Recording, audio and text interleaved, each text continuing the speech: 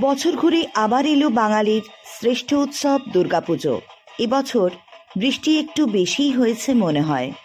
প্যান্ডেল তৈরি হলো ধাপে ধাপে।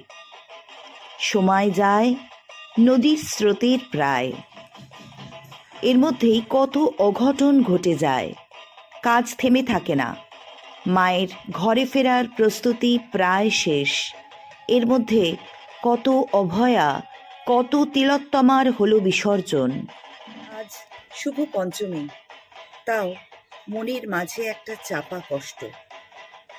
আমরা সবাই বিচার চাই। এসে গেল সেই শুভক্ষণ।